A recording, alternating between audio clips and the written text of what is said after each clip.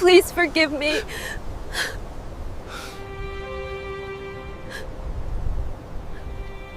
Night fell over Seoul like a divine judgment. From his penthouse, Kim Do-yoon watched the city being swallowed by rain, while inside his apartment, the silence was too dense to be merely the absence of sound.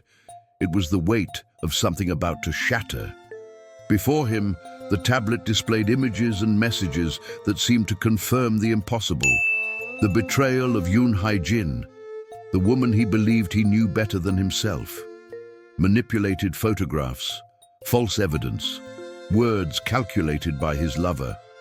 Min-seora, and fueled by the venom of his own mother, a woman who saw love as weakness. And so, little by little, pride replaced reason. Hae-jin tried to get closer, her trembling voice a mix of plea and pain. Each explanation was like throwing flowers into the fire. Nothing could survive the rage burning in her husband's eyes. He stared at her like a stranger about to be judged, forgetting that there was the woman carrying his child. The scream came first, then the gesture.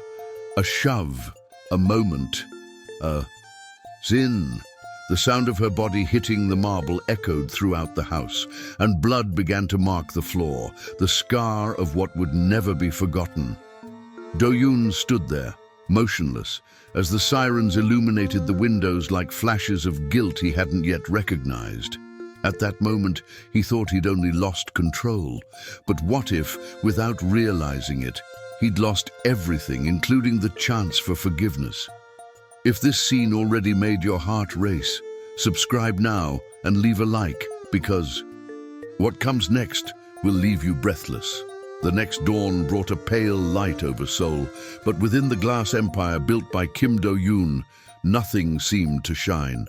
The man who until yesterday dominated markets and graced magazine covers now stared at his own reflection, unable to recognize who was looking. The cold walls of his apartment were a mirror of his inner self, perfect, silent, and empty. Do-yoon was the kind of man who had transformed success into armor and love into weakness, raised. To succeed, he had learned early on that showing emotion was a loss of control, and for him, control was everything. The empire that bore his name, Do-yoon Group, represented his obsession: technology, finance, power. Nothing made him happier than seeing his last name emblazoned on illuminated signs around the city. But behind the facade of an exemplary CEO lay a man incapable of dealing with his own humanity.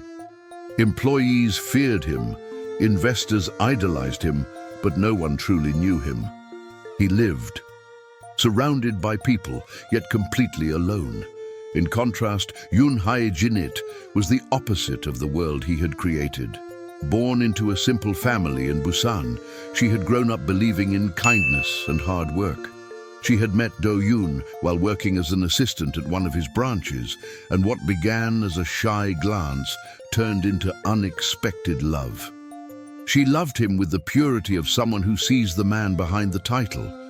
In the early years of their marriage, she would make coffee while he read reports. She would wait for him during long nights of meetings, even when she knew he wouldn't return. Over time, their conversations became monologues, and affectionate gestures were replaced by silence. Still, Hae-jin never gave up believing he could change. She set up the baby's room alone, sewing small details into the clothes, dreaming of the moment when her husband would finally look at her with tenderness. While she embroidered their son's name, he signed documents to expand his fortune. And in that chasm between luxury and affection, love began to die without either of them realizing. Do-yoon lived surrounded by everything the world could buy, but what truly mattered was no longer priceless. And while his coldness protected him from others, it distanced him from what was human. When he looked out the window and saw the city pulsating beneath his feet, he felt pride, but also an emptiness he couldn't name. Deep down, something in him recognized that success without love is just another form of loneliness. And as the clock ticked down to another day in Do-yoon's empire, fate was already preparing its next blow. The same pride that made him powerful would be the force that would drag him to ruin. He just didn't know that the first sign would come from where he least expected it, from the very heart he had sworn to forget. The storm that destroyed Kim Do-yoon's life didn't begin the night of the push. It began much earlier, in the elegant shadows of corporate corridors where the poison of pride is served in crystal glasses. The lover Min Seo-ra, she always knew where to strike. Young, ambitious, and with a calculated beauty, she didn't just want the man, she wanted the power that came with his surname. For months, she insinuated herself into the space between Do-yoon and Hae-jin, nurturing subtle doubts, small cracks that would later become irreparable rifts. With a sweet voice and a strategic gaze, Seo-ra began to insinuate that Hae-jin wasn't who she seemed. She mentioned imaginary encounters, glances from strangers, messages no one had seen. She knew Do-yoon's weaknesses, his fear of ridicule, and his obsession with reputation. A simple rumor was enough to hurt his pride. When the lie reached his mother's ear, Mrs. Han, the fate was sealed. The matriarch, a woman with cold eyes and a hardened soul, always considered Hae-jin a stain on the family legacy. She saw her daughter-in-law as an intruder, a mistake her son made on impulse. Hearing Seo-ra's whispers, she didn't hesitate to confirm what she most wanted to believe. She's using you, Do-yoon. She's turning you into a source of shame. Those words echoed in her mind like a sentence. From then on, Do-yoon began to drift away silently. Dinners became meetings, business trips multiplied, and his gaze began to avoid hers. Hae-jin felt the ice growing between them, but she didn't understand why. When she tried to surprise him with the baby scan, she met the blank stare of a man who had already decided to leave her. He didn't shout, didn't argue. He simply regarded her with the cold contempt of someone who believes he's uncovered an affair. Seo-ra, feigning sympathy, was the first to comfort him. With rehearsed words, she said the whole world was talking about the alleged infidelity. Do-yoon believed her. After all, it was easier to blame his wife than to admit he loved someone his mother despised. And while he convinced himself he was the victim, fate watched him silently, patiently, waiting for the right moment to exact its toll. Pride, disguised as reason, turned him into an executioner. Every lie he believed was another brick in the wall separating him from the truth. He didn't know that this wall, built to protect him from shame, would soon become his own prison. And when his world finally began to crumble, it wouldn't be enemies from outside who would bring him down, but the ghosts he himself had fed, starting with a name he tried to erase from his memory, Yoon Hae-jin, the metallic. Sound of the gurney's wheels cut through the hospital hallway like a vivid reminder of what had been lost. Cold lights flickered overhead as Yoon Hae-jin, she was rushed away, her body frail and her eyes empty. Outside, the rain continued to fall as if the sky had decided to weep in her place. The last of her strength was draining away, along with the blood that still stained the sheet. The doctor spoke technical words that seemed too distant to understand. Hemorrhage, risk, loss. But all Hae-jin could hear was the echo of Hae-jin's name, Kim Do-yoon, repeating itself in his mind like an open wound. When she woke, the room was too silent. The smell of disinfectant and the monotonous sound of the heart monitor were the soundtrack to a life torn in two. She instinctively touched her belly, and the emptiness answered for her. The baby was no longer there. A choked cry escaped her throat, weak, helpless. The door opened, and for a moment, she believed it would be him, her husband, the man who had promised to protect her, but there was no tenderness in the figure who entered. Do-yoon appeared, his face impassive, wearing the same suit he had worn the night before. No look, no word, just an envelope left on the table. Inside it, the divorce papers. Time seemed to stand still. She called his name once, twice, with the trembling voice of someone begging not for forgiveness, but for humanity. But he didn't turn around. He left as if leaving behind something disposable, a mistake to be forgotten.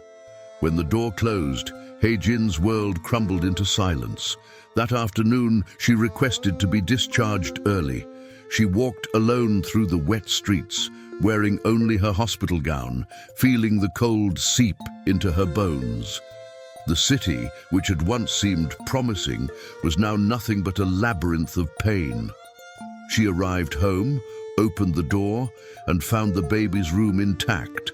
The crib, the toys, the mobile with little stars that slowly rotated, oblivious to the tragedy. Hae-jin touched the folded clothes, each one lovingly made, and tears came like a wave she could no longer contain. She cried until her body gave out, and when exhaustion finally overcame her, she fell asleep hugging the last memory of a future that would never come to pass. Meanwhile, Do-yoon signed contracts, settled business deals, and tried to convince himself he had done the right thing. But the sound of the rain accompanied him, insistent, like a melody that refused to stop. With each clap of thunder, he caught a glimpse of Hae-jin's gaze, pleading for something he couldn't give, compassion. Time, however, does not forgive what is done in the heat of arrogance, and fate, silent and implacable, began to move. Because sometimes the fall isn't the end. It's just the beginning of the harvest of what was planted. The days following the tragedy became a blur of faces, voices, and disconnected news. No one knew for sure what had happened to Yoon Hae-jin after leaving the hospital. Neighbors claimed to have seen her walking barefoot in the early hours of the morning, wandering the streets of Seoul with a lost look in her eyes and a letter in her hand. Others swore she had boarded a bus to the countryside where no one knew her. But after that night, she simply disappeared, as if the entire city had swallowed her name. Kim Do-yoon, in turn, refused to think about her. He threw away all the photos, ordered the wedding portrait removed, and forbade any mention of his wife among company. Employees. To the world, the powerful CEO remained steadfast, cool, and rational, as if nothing had happened. Only he knew that the silence of his penthouse was increasingly unbearable. The days seemed too long, and the nights endless. The newspapers began discreetly reporting Hae-jin's disappearance. Some headlines suggested suicide, others escape. None of them immediately moved him. He pretended not to read, but each word pierced him like an invisible blade. At night, when sleep eluded him, the sound of rain returned, the same sound as that night, and for a moment, Do-yoon could smell the hospital, the cold of the hallway, the blood he could never forget. To the outside world, it seemed as if time were erasing the past. But fate never erases it. It merely postpones the moment of reckoning. As the months passed, Do-yoon married again, this time with Min Seo-ra, the woman who had poisoned him with lies. The wedding was featured in business magazines, praised as the union of power and elegance. But behind the smiles in the photos, Seo-ra's eyes hid something even he couldn't understand: satisfaction. The kind of triumph only someone who has destroyed a home could understand. Yet even surrounded by luxury and recognition, Do-yoon began to hear a sound that tormented him, a baby's cry, distant, coming from nowhere. Sometimes it echoed in the office, other times in the middle of the night, in his bedroom. He searched for its source, but there was nothing, only the echo. And in each echo, a memory. What he didn't know was that this sound wasn't a delusion. It was the beginning of something much greater, the call of a past that refuses to be buried. And while Do-yoon believed he had conquered oblivion, fate, silent and patient, was already sharpening the blades of regret. 5 years had passed since the disappearance of Yoon Hae-jin, and the life of Kim Do-yoon seemed, at first glance, to have found a new balance. The Do-yoon group continued to prosper. Investors respected him, and his new wife, Min Seo-ra, paraded around him like a status symbol at every public event. But behind the scenes, something was quietly beginning to crumble. Success, once solid as steel, was beginning to crumble in his hands like sand. It all began with almost imperceptible details: a last-minute contract breach, a meeting cancelled without explanation, a trusted partner arrested for corruption. Each event seemed isolated, but they all converged on the same point: the slow and precise destruction of the empire he believed unshakable. Gradually, Do-yoon began to feel the weight of an invisible gaze upon him. When he walked the company corridors, he swore he heard footsteps behind him, echoes that disappeared as soon as he turned. In the early hours of the morning, the sound of crying returned. Sometimes it was a baby, other times a woman calling his name. He tried to convince himself it was just exhaustion, but the more he tried to escape the sound, the closer it got. One night, he woke up sweating, convinced he'd seen a shadow standing in the corner of the room. It was a female silhouette, motionless, which disappeared as soon as he turned on the light. Seo-ra, now his wife and enemy in disguise, watched her husband's downfall from afar with restrained satisfaction. What she had planted years before was blooming silently. His money was what sustained her, but his suffering was what nourished her. And each new defeat of Do-yoon's was, for her, a victory, carefully savored. Do-yoon's mother, once proud and imposing, now languished in a hospital bed. The stroke that had struck her had left her teetering between lucidity and delirium. In one of her rare moments of clarity, she held her son's hand and whispered shakily, "You killed what was pure in us, Do-yoon, the blood that carried your name." He watched her blankly, but inside him, something began to crack, a subtle fissure, like the first crack before a great fall. The newspapers, which had once idolized him, began to question his decisions. The company's stock fell steadily, longtime clients disappeared, and as the empire crumbled, Do-yoon realized that nothing he had built could fill the void left by Hae-jin. He, once feared, was now the man they avoided. On a cloudy late afternoon, Do-yoon walked to a cemetery on the outskirts of Seoul. The cold wind blew dry leaves, and the distant sound of bells accompanied him. Before a flowerless headstone, he stopped. There was her name, Yoon Hae-jin. For the first time, pride gave way. His knee touched the ground, and silence swallowed him. But as he cried, something inside him didn't know that this wouldn't be the end of his punishment. It was just the beginning. Because fate, when it decides to exact its toll, never does so all at once. It likes to watch the fall, slowly, piece by piece. Winter had arrived in Seoul, and with it a biting wind that seemed to cut through even the steel of the buildings. Kim Do-yoon walked. Alone, wrapped in a dark coat, his face drawn, his gaze empty. The city that had once been the scene of his glory now seemed to him a distant memory of something that would never return. The name Do-yoon Group still shone on the skyscrapers, but the man behind it was undone, corroded by remorse and the ruin he himself had sown. One night, he was invited to a benefit organized by one of Korea's largest charitable foundations. Reluctantly, he attended. The camera flashes, the raised glasses, the voices mingling in feigned cordiality, everything seemed empty. It was then, in the middle of the room, that something in him froze. A woman entered through the large door, dressed in light tones, her hair elegantly tied back, and the serene gaze of someone carrying a past and owing no one explanations. For a moment, his breath caught. Yoon Hae-jin.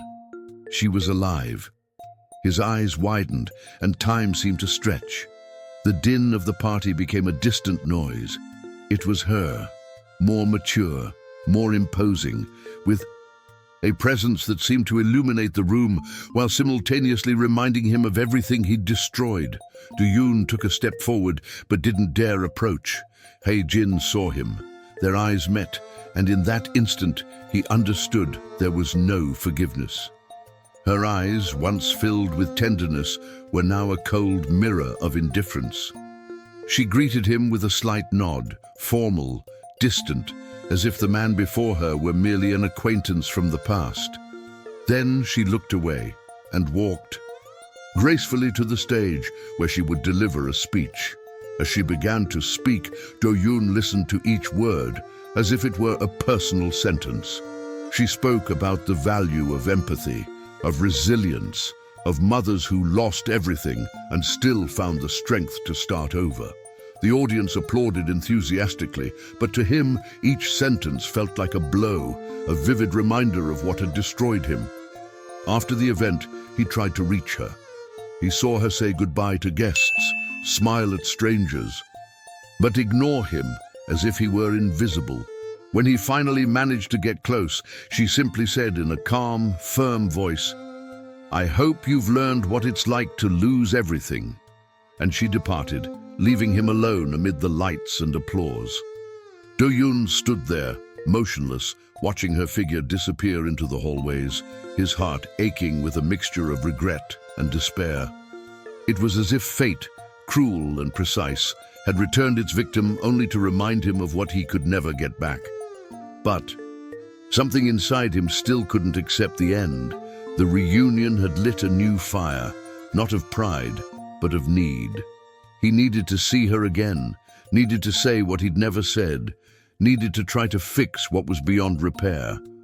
And what he didn't know was that by trying to get close to her again, he would awaken forces that were no longer under his control.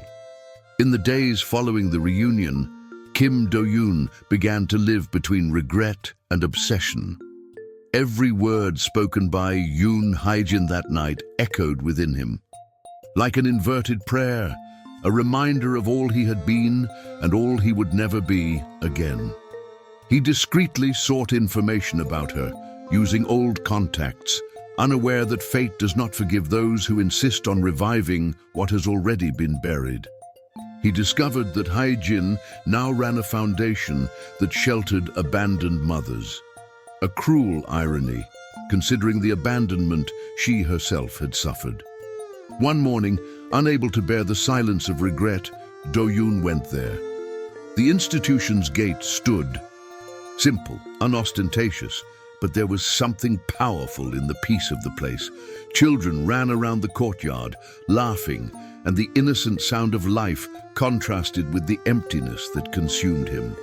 He stood back, watching from a distance, until he saw her.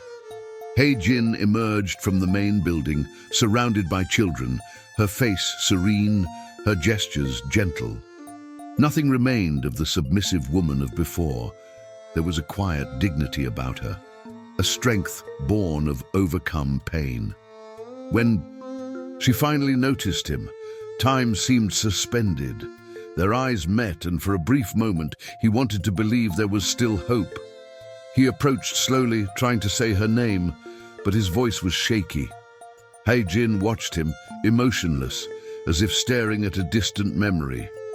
"Why did you come here, Do-yoon?" he asked, his voice still flat.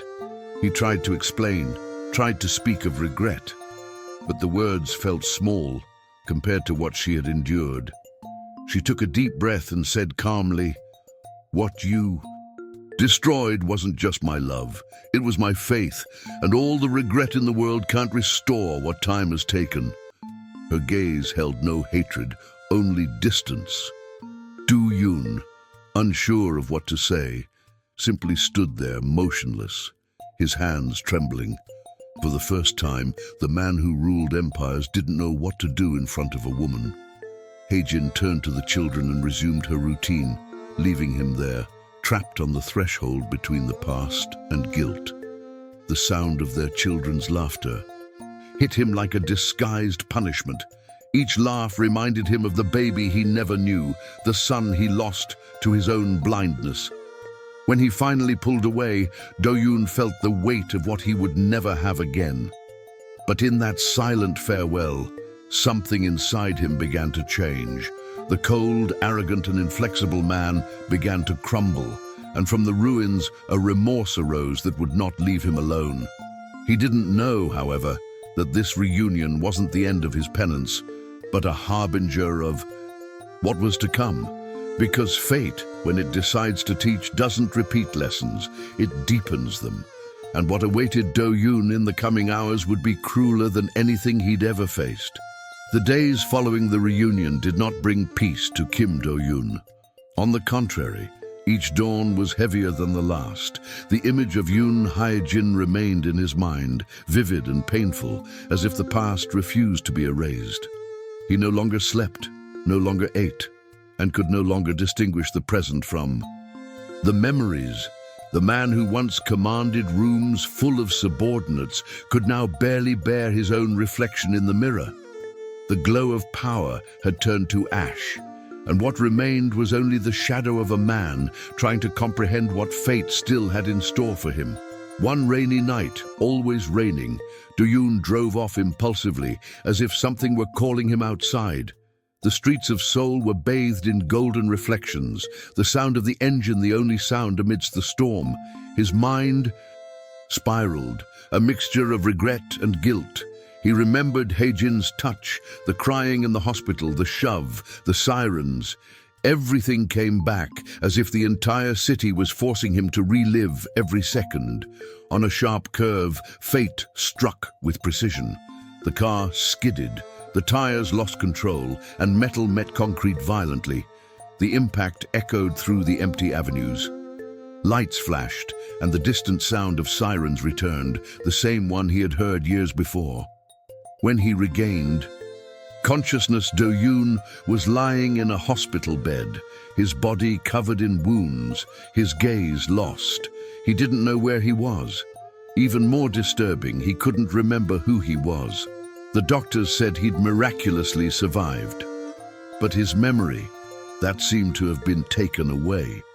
In the days that followed, fragments slowly returned, and with them, a nagging feeling that something was terribly wrong.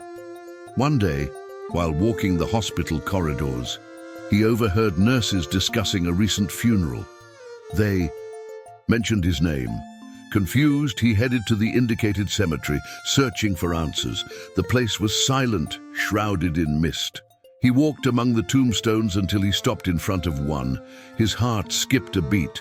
The name engraved on the stone was his, Kim Do-yoon, 1989-2025. The ground seemed to disappear beneath his feet.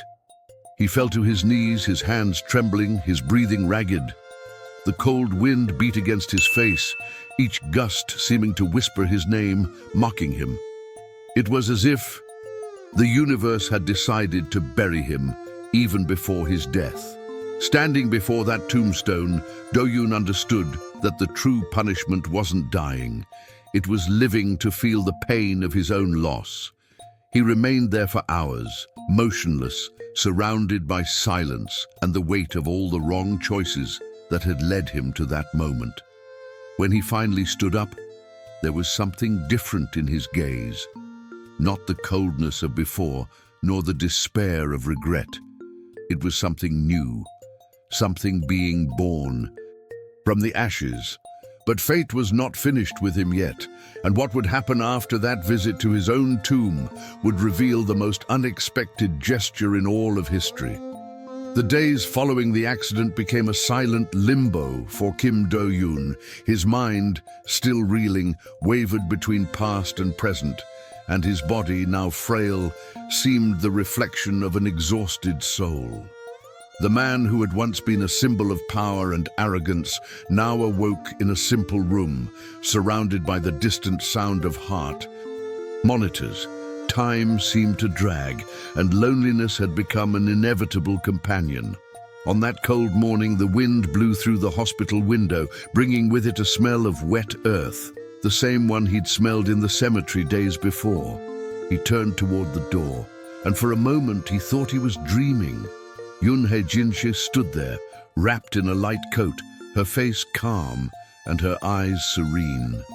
Time had softened her features, but not the distance separating her. For a long moment, no one said anything. The silence between them was so thick it felt weighty. Hae-jin approached with slow steps and placed a small white flower on the table beside the bed. Do-yoon watched her as if he didn't dare breathe. His eyes were watery, his hands trembling. He tried to speak, but his voice faded before he could form any words. She, on the other hand, didn't need to say much. She sat beside him and held his hand. The touch was light, but it was enough to break something that had held him back for years. "I forgive you, Do-yoon," he said, his tone low and firm, like someone finally closing a long story. "But forgiveness isn't to ease your guilt. It's to free what's left of me." He wept, silently, his breath ragged. No words of regret could make up for what he had destroyed, and in that moment, perhaps for the first time, he understood what love meant, not what demands, not what possesses, but what frees. Time stood still again. Outside, the sound of rain began again, and the grey light of dawn invaded the room. Hae-jin let go of his hand, stood and walked to the door. Before leaving, she looked back one last time, and her gaze held what no words could express. Goodbye. But as the door slowly closed, Do-yoon realized something that would still make him fight for one last gesture, one last chance to give back what he had taken, even if the price was too high. The days turned into weeks, and Kim Do-yoon began to understand that forgiveness of Yoon Hae-jin wasn't the end of his suffering, but the beginning of true purification. He left the hospital with slow steps, avoiding the cameras and curious eyes. For the first time in years, there were no security guards, no attendants, no luxury cars waiting for him. He walked alone, like an ordinary man, through the streets of a city that had forgotten him. The lights of Seoul shone indifferently, as if the world moved on without needing his presence. He sold his shares, abandoned his offices, and disappeared from the business. Columns. No one knew for sure where he was until rumors began to circulate about a man tending a small plot of land on the outskirts of the capital. It was him.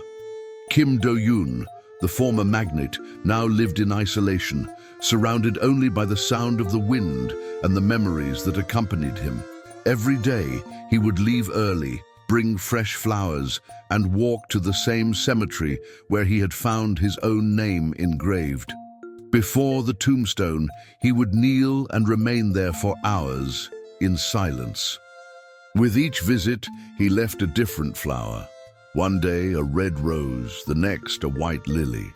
He never repeated the gesture, as if each flower represented a plea for forgiveness that words couldn't express. Sometimes he talked to himself, murmuring broken phrases, memories, confessions carried by the wind.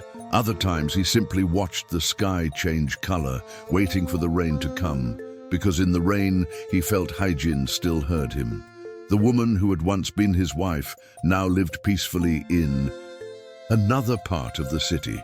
Hae-jin continued helping women start over, finding meaning in the pain that had nearly destroyed her. She no longer visited him, but occasionally she heard news of the lonely man who tended a tomb bearing his own name. At these times, she closed her eyes and prayed softly, asking fate to be merciful to him and to herself. Do-yoon, for his part, was aging rapidly. His time-hardened hands trembled as they touched the petals, but his once cold gaze now held serenity. Regret had turned to understanding. He finally understood that true love doesn't die, it only changes form. The love that once destroyed him had become his silent redemption. On a grey morning, the cemetery was shrouded in fog. The flowers he had left formed an arc of color over the headstone. A gardener found him sitting before it, his head bowed, his face peaceful, as if finally at rest. Fate, which had made him pay for every tear, finally stopped taking its toll. But what no one noticed that day was the small detail on the tombstone. A new inscription had been added below his name, "Forgiven." And this last gesture, recorded by unknown hands, would be the secret that the wind would continue to carry between the trees. The sky was overcast as the wind blew across the hill, scattering petals over the tombstones as if nature itself were paying its silent homage. The distant city seemed asleep under the grey blanket of dawn, where each breath of wind carried the echo of something that had once been. Among the graves lined up with almost poetic precision, the name of Kim Do-yoon remained, engraved in the cold stone, surrounded by flowers new and old, a symbolic portrait of what he had become, a man divided between the past and the eternal beginning again. There was no mourning there, only a serene sense that everything had finally found its place. The man who had once lived a slave to pride now rested under the weight of his own redemption. The silence that enveloped the cemetery felt almost sacred, as if each falling leaf were a prayer and each drop of dew a tear the universe still shed for him. No reporter reported his death. No newspaper splashed his face across the headlines. It was fate, discreet and implacable, that took charge of preserving his story, transforming it into a lesson written in silence for those sensitive enough to see beyond appearances. In the weeks that followed, the foundation run by Yoon Hae-jin, she received a letter with no return address. The envelope was plain, yellowed with age, and the paper smelled of something that had lived a long time. Inside was a single old photograph. The baby's room, the same one she had prepared years before, still intact in every detail, as if time had frozen to preserve that fragment of purity. On the back, a short but profound sentence: "Love does not die, it just waits for forgiveness." Hae-jin read those words in silence. Her hands trembled, her heart beat in rhythms she could barely control, and for a moment, time seemed suspended. The photograph slipped through her fingers and landed on the table, reflecting the soft light streaming in through the window. Outside, the garden was blooming again, and she understood, without needing explanation, that the gesture was a farewell, but also a request. The wind blew through the curtain and touched her face with the lightness of a caress.